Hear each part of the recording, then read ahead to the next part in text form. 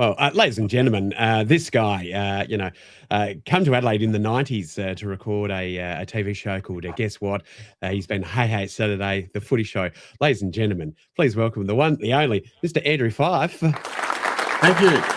Thanks, Miguel.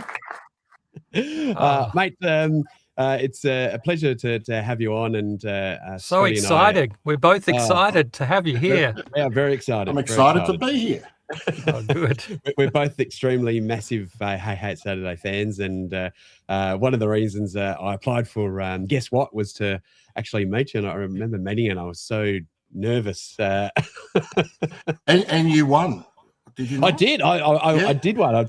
It was a clear sweep, I think. It was pretty good. What prize did you get? The Atari home computer? Or No, I really wanted the Sega Mega and the Sega Master System too. I got bloody rollerblades, mate. A big kid, and I win rollerblades. I ended up selling them for $50. But, that's not bad. A bit back then. It was. Hey, we've actually got a clip. Do you want to? Can we start things off with a clip from that very show? Let's have a look. Now this person's just come out of the shower. Green tea. Shower cap? Not a shower cap, no. Well, there's a few soap suds in those eyes. Unfortunately for him, that robe on around here. Green tea. A scrubber? Not a scrubber, It's got this kind of woofy. These are woof marks, by the way. Green deodorant? Oh, yes, that's right. We're actually after the roll-on type of deodorant. You know, when you've just got out of the shower, you got the soap in your eyes, you grab anything, and this guy here has grabbed the rolling pin, and poor old mum just couldn't stand that smell anymore. She's just keeled over backwards. He was probably baking the cookies at the time, and his son's come along and rolled it under his armpit. That's fantastic. So you guys have met before. So this is a Guess What reunion. I'm playing the part of Alison Bray. Haven't aged today, mate. No. That's wonderful to watch that back again. It brings back some memories. I'm a few pounds heavier since then, and a few hairs lighter.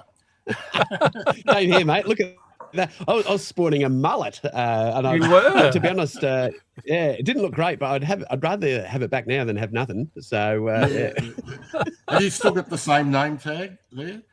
No, that was before witness protection. But no, I do actually have. I should have got it out. I do have my Guess What piece of paper that you and Alison Bray signed as well, and that's got my name tag on the back. So I think it's actually still at Mum and Dad's. That's why I would have loved to go here. But I do have my Guess What T-shirt still. That's what Mum and Dad's are for, keeping all our old stuff that we that's right. For anymore. So how did you get the job on Hey Hey back? Was it 1985 you joined? It was 1985. I was working at. I'd done a year at Truth newspaper since leaving school as their political cartoonist, and I was a big fan of Hey Hey, and I saw how the show had all these multi-layers. There was John Blackman doing the voiceover, Murray Tregoning doing sound effects, Dave Ross doing little words that came on underneath the screen. And I thought, well, why not have live cartoons which did the same sort of thing and commented on what we could see on the screen? So I came up with this concept. I rang them numerous times to try to get in there. And I eventually got a meeting there with the producers, and I showed some examples, and they said, look, why don't we just give him a go? We'll put him on a show and see what happens. And it was very rudimentary back then. I had a drafting desk, and I would draw these pictures, and then I didn't have a pen cam. I would have to run and hail down a camera like a taxi and say, come over here, guys, I've got it. And then I would physically hold up the picture for them to take the shot. So it was very clunky back in the early days. And then as the show went on, we developed this pen cam, which was a little lipstick camera that they used in the cricket. And I attached it to a felt pen, and then the director upstairs could see what I was drawing as I was drawing it, and then they could slot it in. They could time everything and slot it in when it was most appropriate. So that's how that evolved. But Oh wow, that's fantastic. That evolved for right through. So it kept evolving the technique right through to the end of the show. And were there any times that you went a bit close to the bone and they refused to show you pictures, or? Yes, there were many times. There were also many times where I was pushing the boundaries and I thought, they're not going to put this up. And they did put it up. And then I thought, oh, no. Going to get told off by Daryl. Yeah, well, yeah, probably. I knew when I'd gone too far, and there's no coming back on live TV, unfortunately. But Yeah, that's it. that was the exciting thing about the show, that it was all spontaneous, and it had that danger level that anyone could say or do anything, and there was no coming back from it. And we had to clean up a lot of things with sort of ad libs afterwards, but it was a lot of fun. We and were they just both. don't have live TV like that No, we were both anymore. big Like I said, fans. it's just expensive, and it's due for some variety back again. Look, it would be wonderful to have variety back. It's just expensive, and the whole landscape has changed now. Yeah, because you've got YouTube, you've got podcasts. Everybody, teenagers at home are coming up with ideas and shows and things. So there's a lot more competition all over the world. So it's very, very, very difficult these days. But lucky enough to be there in the days when there was only a few channels, and everybody was glued to their set 6:30 on a Saturday night. So we were very, very lucky from that point of view. Yeah. What's your greatest memory of the time? Is there a highlight that sticks out? I think travelling overseas with the show was a highlight. We did a couple of shows from Warner Brothers in Hollywood, that's right. and we did a couple of shows from Disney World in Florida, and just to experience the trip, getting to meet people over there, the Americans who worked with us, and some of the stars that came on the show. In Warner Brothers, we worked from the Warner Brothers lot, and they were filming Murphy Brown, which was a huge show at the time, in the lot right next door to us. And so the actors would all come over once they'd finished their scenes, would come over to see what was going on. What's this strange Australian show where the crew were involved? They couldn't believe the crew were involved in the show. It didn't have a script, which was unknown in the States for anything. And the studio executives would just be, scratching their heads, going, "What is this?" But so that was fun to meet all those people. Chevy Chase, he came on the show. Oh wow! I remember Chevy Chase looking a bit confused at what was going on. Looking a bit confused. He just finished the movie The Invisible Man, and I got to meet him, which was fantastic. He started his career as a comedy writer on Mad Magazine before he got into stand-up, and because I'd done some stuff for Australian. That's right. Magazine. Yes. Yeah. And so we were big nice Mad Magazine fans as well. I remember you used to do the covers a fair bit, right? Yeah, that's right.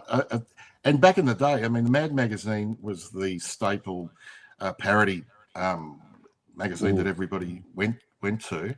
I got to chat to him about that. So that was probably meeting him and a few other people like Leslie Nielsen, who was in the Naked Gun series. Yes. That was a highlight. I was a big fan of his comedy. Chevy Chase is known as being a bit prickly. So was he not? Was he approachable and everything? He was lovely. He was approachable, lovely, gave me his time. I've heard things like that as well. Yeah. But I don't know. I just think I don't believe everything I hear, and that's right. Experience it for yourself.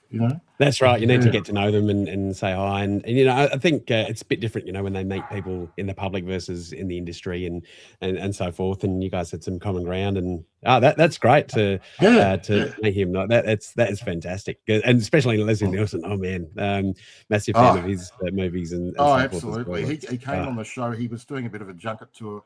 Promoting his latest Naked Gun movie, and he had this little trick where he had a whoopee cushion with him, and he would discreetly hide it. I don't know where he hid it, whether it was under his arm or something, and he would come on in the middle of a serious interview. You would suddenly hear this whoopee cushion go off, and then he'd just have deadpan, and he was the best talking. Yeah, he was just fantastic, and everybody else would just crack up laughing. And he was wonderful. So got to meet him and got him to sign a little cartoon that I did, which was nice. That's fantastic. Yeah. That's great. Yeah. And now, and obviously you did the Footy Show and so forth as well. But now you've actually got a bit of a studio where you do a few of your you sell off some of your prints and some of your drawings, and I think Scotty, you've got a couple of photos. We were having a look. So you can actually buy these on your website, right? Yeah, I just picked a couple at random.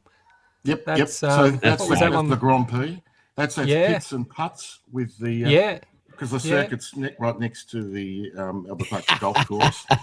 And right. Yeah. This is Chip Overboard. That's Chip Overboard. Sydney. Yes, that's right. Yeah. So I thought I'd start getting into prints celebrating Australia.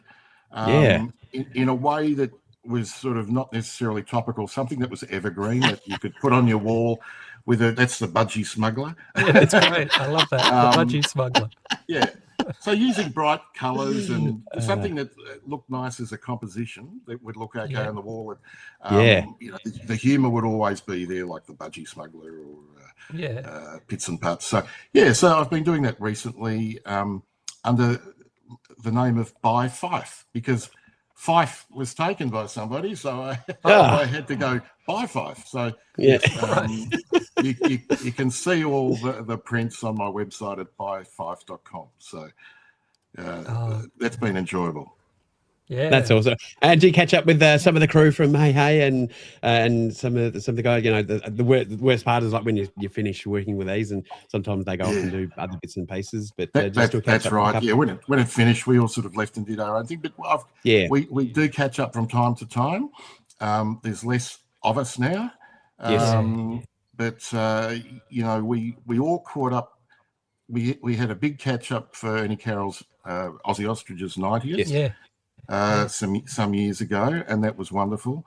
And I had Daryl and John come to my first exhibition a couple of years ago. And Wilbur came to my exhibition last year. And, we keep in touch on social media and things like that. But, everybody's doing their own thing now. Yeah. We've been trying to get Wilbur on, but he's a bit evasive. So put in a good word for us. I will. He's a great guy, and he's very busy at the moment with his gigs. Yeah, right. He looks like I just think, you think of the show of Hey Hey, and I think the great thing about Hey Hey was the fact that, you had yourself and then they'd pan to Wilbur and, you'd have Russell in the audience, and it just wasn't just Daryl at the desk. Every one of you contributed to the show, and I think if it was just Daryl at the desk with Ozzy or whoever it was, I just don't think the show would have been the way it is without you guys contributing and adding your little bits to it. So thank you for pushing to get on the show, because I just think that you're an integral part of it. And I still remember some of your fantastic cartoons, and people would give you challenges to do, and it was so that was the reason for originally going on Guess What, just to solely, as I mentioned, to meet you, and even just seeing you do it live was just crazy to see, like the fastest of doing that, and was just insane. So still just as fast, or slow down a bit? Yep, still. I can still. I mean, there's not the need to do it as quickly anymore. But, I can still do it. I loved doing Hey Hey and Guess What, and Guess What was the culmination of everything that I'd done before. I think originally the idea came from Mr. Squiggle, who would do squiggles from or make pictures. Here's a from picture squiggles. of you, Mr. Squiggle. What are the odds of that? Yep. Well, my nose isn't as sharp as that anymore, but and good to see Russell there as the court jester. Yeah. Yeah. And how's Russell doing? Because I know he's had some health issues okay. as well. He's okay apparently. Yeah, he had some health issues. Yeah. But yeah, he's been on the mend and he's okay. Good. But leading a quieter life these days. Yeah.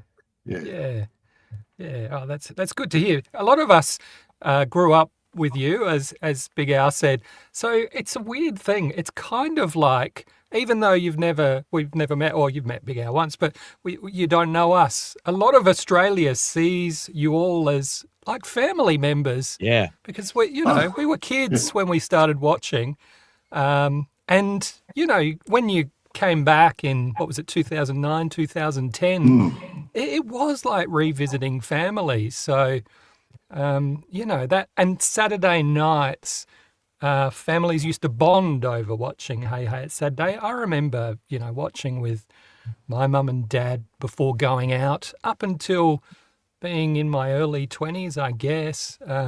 So, it must be quite odd in some ways having people all over Australia seeing you in that way, is it? Yeah, well, it's the first time that anyone's actually said that to me. Right. And yeah, which is interesting because I would never have thought about it that way, but I can understand what you're saying because I grew up with it before I got on the show. And I guess I felt a little bit like that as well. So that's a lovely sentiment, and it's beautiful to know that. In fact, when we came back to do the reunion shows in 2009, 2010, it was like a family coming back together.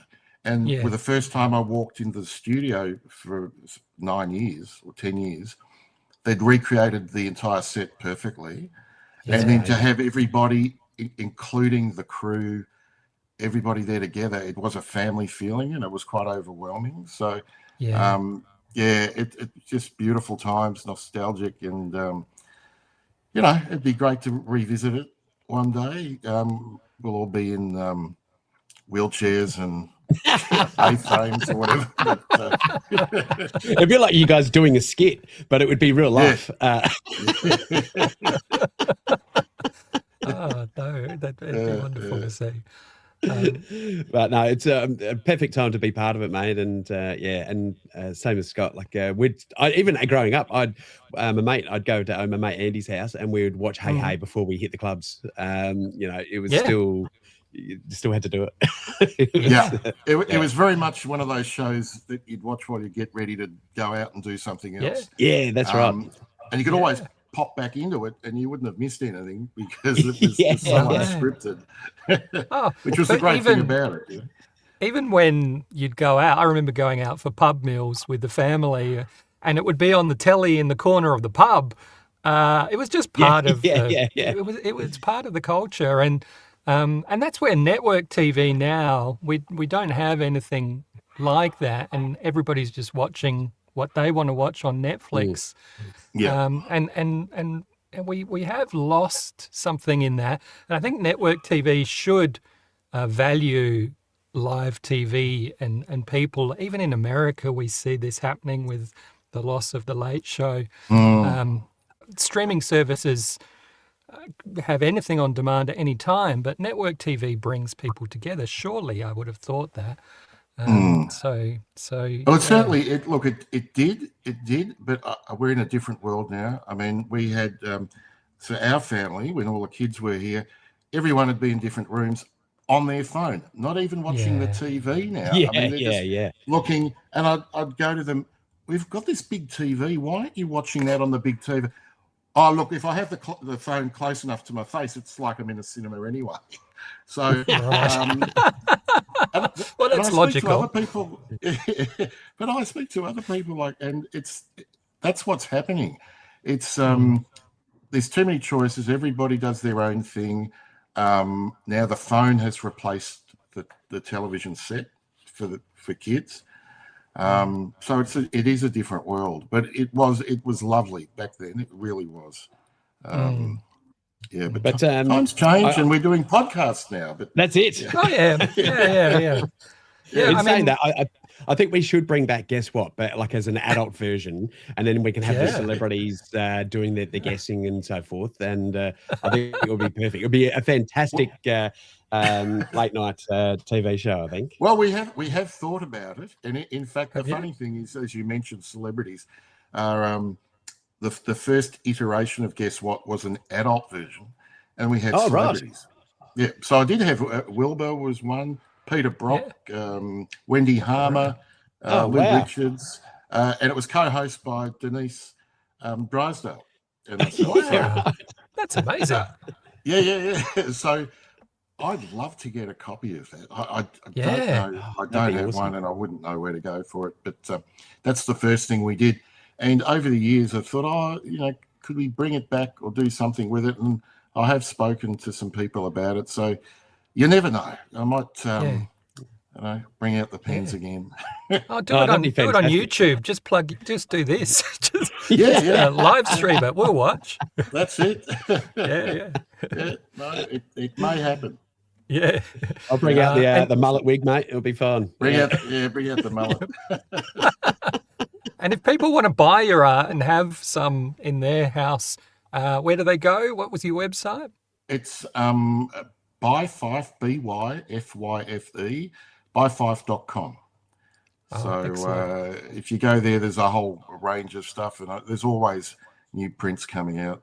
And the theme is a fond look at Australiana. So hopefully there's something for everybody. Anyway. That's great.